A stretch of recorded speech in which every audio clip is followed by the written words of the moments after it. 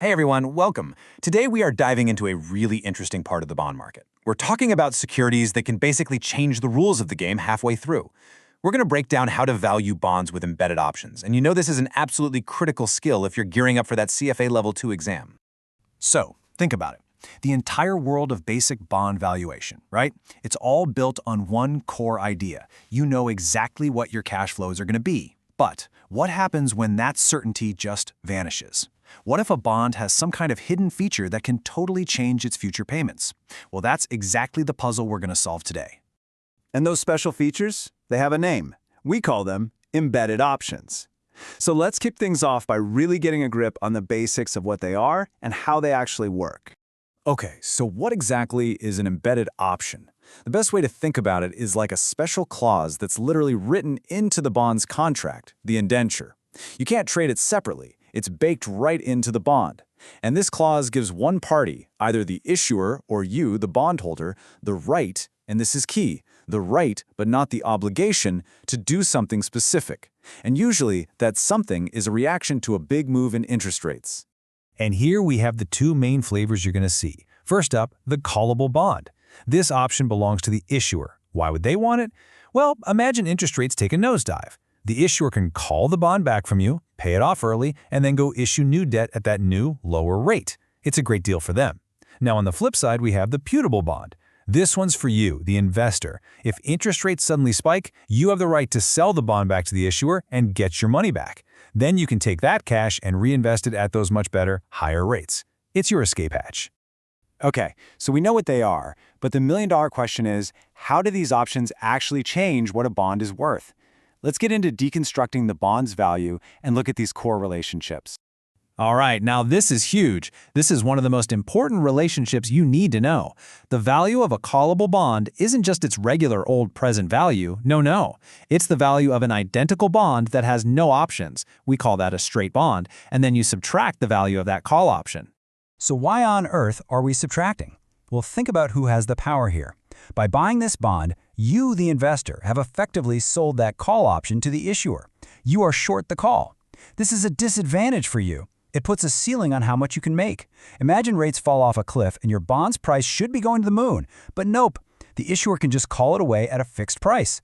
That potential for capped gains, that's a negative, and it reduces the bond's value. But what about a putable bond? Well, here the logic does a complete 180.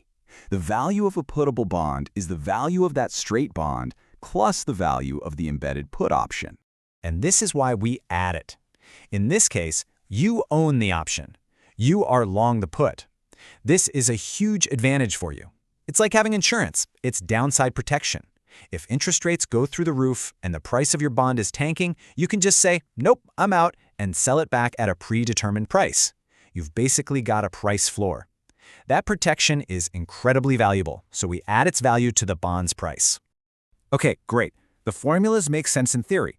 Value equals straight bond plus or minus an option. But hang on a second. How in the world do you put a price tag on that option? Its value depends entirely on what interest rates do in the future, and nobody has a crystal ball for that, right? And that is the core challenge right there. The bond's cash flows are now what we call path-dependent. What does that mean? It means the actual money you get depends on the specific journey that interest rates take over time. A simple, standard discounted cash flow model, it just breaks down. It's not built for this kind of uncertainty. So, what's the solution? We need a more powerful tool, and that tool is the arbitrage-free valuation framework. Now, the way we usually bring this to life, especially for the exam, is by using something called a binomial interest rate tree. Instead of just guessing at one future for interest rates, this model maps out a whole bunch of possible futures, like branches on a tree. And the process for using this tree is actually pretty logical when you break it down. It's really a three-step process. First, you build the tree itself. You map out all the possible interest rate paths. Step 2, you jump all the way to the end, to the bond's maturity date. At every single one of those final points on the tree, you have to make a decision. Would the option be exercised? For a callable bond, if its value is more than the call price, you assume it gets called. Simple as that. And then for step 3, you start working your way backwards from maturity, one step at a time, discounting the values at each point until, bam, you land back at today. That process is called backward induction, and it gives you the bond's true arbitrage-free value. Okay, so now that we have a way to value these things, let's talk about one of the most important ingredients in that valuation, volatility. How does sheer uncertainty about interest rates play into all of this? So here is a golden rule, and it applies to any option, not just the ones in bonds. You ready? Options love volatility. Just burn that into your brain. The more wild and unpredictable interest rates are, the higher the chance of a really big swing, right? And it's those big swings that give an option its value. So, more volatility always means a more valuable option. Okay, so what does that mean for our bonds? We have to connect that rule back to our formulas. Let's start with the callable bond. Higher volatility makes the call option more valuable, but remember, that option belongs to the issuer, and we subtract its value from the straight bond's price. So more volatility actually hurts you as the bondholder. It decreases the value of your callable bond. Now for the putable bond, it's the complete opposite story.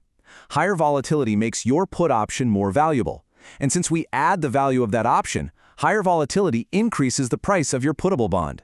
It makes your investment worth more.